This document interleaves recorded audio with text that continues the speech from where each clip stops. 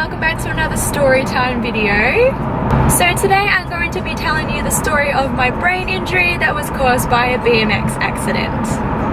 So once upon a time I thought I was a total badass and went to the skate park with my sister, her husband, their best friend and my boyfriend. And at the time, this was 4 years ago, so I was about 19, and the helmet that I had was my helmet from when I was like 11, so it didn't fit me. So silly me just decided to go to the skate park anyway without a helmet. So I used to be a gymnast, so when we got to the skate park I was very overconfident. Like I thought I could do everything and be perfect at it basically. So we started with like the small ball and I was like dropping in and like riding around, and that was totally fine. And I started getting to the bigger balls, and once we got to the last one I actually started feeling a bit nervous, but I still did it and I landed it, and I was so proud of myself, and I was like, well, if I can do that I can do anything. So I think I was probably on the bike for about half an hour. I was supposed to be sharing it, but I didn't share it because I was like, no, I want to try doing all these tricks. Once I had done like the deepest bowl and I got my confidence from that, I was like, okay, well, I'm going to start doing some tricks. So my sister's husband and his best friend started teaching me like the basics of doing tricks, and we started off small just with like jumping the bike and all that, and I kind of got the hang of it. And then once I got the hang of that, we decided, oh, maybe we'll give like a 180 turn a go. So what the idea was, I was to go down the bowl, and then when I was coming up the ramp was to jump the bike and turn a 180 degree angle and then go back down the ramp again. And the first few times I was like, I went to do it, but then I couldn't do it. I just kind of chickened out, and then like I took a small break. I was really thinking about what I was doing. I was practicing the jumps because, you know, you need those to be perfect for the turn to be good. And when I finally went to go for it, I wasn't going fast enough, and as I went to jump the bike, my wheel slipped and it went down the ramp, and I went face first into the concrete. Yeah, it hurt a lot. But what's even better about this incident is my sister got it all on camera, so insert clip here.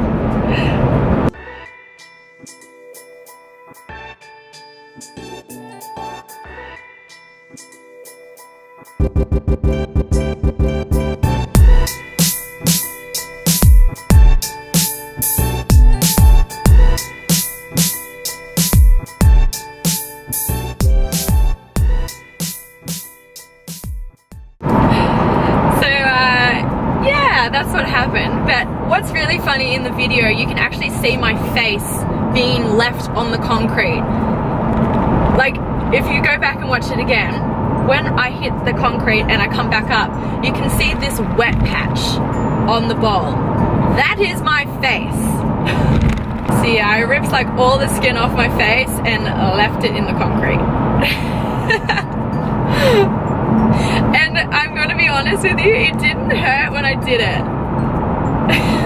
It didn't hurt. I think maybe I was in shock or something, but when I did it, it didn't hurt. So after it happened, I was like, okay, I'm right, I'm fine. And my boyfriend comes running down into the bowl and he's like, oh my god, oh my god, oh my god. And I'm like starting to panic. I'm like, what are you OMGing about? And when I was like, what? I turned my hand around and it's just covered in blood. Like all my knuckles had been like sheared off. It was disgusting. And obviously because I was looking at that, I started to feel sick. And then my boyfriend's like, your face. I'm like, oh no, please don't say my face. And when he said that, it just made me feel so ill, and that's when it hit me that I was in serious pain. It just hit me like a bus. Also, I'm sorry if the lighting's changing. Like I'm on the freeway and I keep changing like the angle that I'm facing the sun. But yeah, anyway, so that's when I started feeling the pain, and then I had to get dragged out of the bowl by my sister and my boyfriend and all that, and I felt like I was gonna pass out, so I just laid down on the grass and was just trying not to pass out. And then my sister's like, okay, we really need to take you to the doctors. And at this point, because I was in so much pain, you know, you just want to go home sometimes. Like I just wanted to go home and lay down in my bed. I wasn't ready to see anyone. I just wanted to go home and be by myself. But yeah, I decided decided that, okay, well maybe we should go to the doctors after I just started feeling really faint. I was like, okay, well, I'm not okay. We'll go to the doctors and see what they say. So when we got to the doctors, I had to start filling out all this paperwork because I had never been to the doctors before. And once I'd finished filling out all the paperwork, the doctor called out my name and was like, okay, we're ready to see you now. And when I stood up, he's like, okay, no, I'm not seeing you, I'm not treating you. You're going straight to hospital. So luckily the hospital was like a 2-minute walk away. So we went across to the hospital. My sister took me to the emergency room and we got straight through. And when we got straight through at the hospital, that's when I realized, okay, this is probably really serious. Like normally you're in the waiting bay for like 4 hours if it's not serious, but they took us straight through and I was in the ICU or whatever it is, like down the bottom where all they take like the ambulance patients and all that. And the doctor was like, all right, what happened? And we just showed them the video. We're like, okay, this is just going to explain it perfectly. So we showed him, and then the first thing he said to me, you're not wearing a helmet. I'm like, no, I wasn't. He's like, why weren't you wearing a helmet? I'm like, I haven't been bike riding since I was 11 and my helmet didn't fit me. So he's like, well, you shouldn't have gone on the bike. I'm like, okay, whatever, I don't need this from you. But I really didn't want to go to the hospital because I didn't want my parents to find, well, obviously my parents are going to find out, but I didn't want them to like come to the hospital. But they called my parents and they came in and my parents started yelling at me because I wasn't wearing a helmet. But anyway, so they start treating me and they're like patching up on my hands and my face and all that stuff, and the doctor started scaring me. He's like, I don't know if your hands are going to fully recover, like you might need some plastic surgery after this. I'm like, oh no, like I like my hands, I didn't want to get them fixed. Like they were actually really bad though, they were so cut up. Oh, it was so bad, but they did heal pretty nicely. But once they patched me all up, I was feeling alright. They were like, okay, we're going to send you home, but if you start throwing up, we need you to come straight back because that means you have a concussion. So I was like, okay, that's fine, whatever, we'll come back if I feel sick. And when I was getting up to leave the hospital, I started feeling a little funny, but I knew that I didn't want to throw up because I didn't want to be stuck in the hospital for hours and hours, so I was holding it down. I didn't want to vomit. And we were almost leaving the hospital and I had my head in a bin. I wasn't vomiting, but I was so close to. And my dad's like, did you throw up? I'm like, no, I didn't. I'm just feeling a bit funny. I think it's just because I'm in a lot of pain. He's like, all right, fine. So we went home and I started feeling a little bit better in the car. So we went through the Macca's drive-thru and I picked up some lunch. I got like a 3-nugget Happy Meal. And I don't know, the smell of the food that started making me feel really sick again, and I just kind of wanted to distract myself from it, so I was like playing with the Happy Meal toy. Mind you, I am 19. It was a Barbie car and it came with stickers, and I was just trying to distract myself and pretend to my sister that everything was okay. I was like, oh, look at this car, we can put all these stickers on it, kind of like trying to hide that I wasn't feeling great at all. And then when we got home, I had like 2 chips and then I threw up. But luckily Mum was like, okay, she knew I didn't want to go back to the hospital. She's like, alright, if you throw up again, we'll go.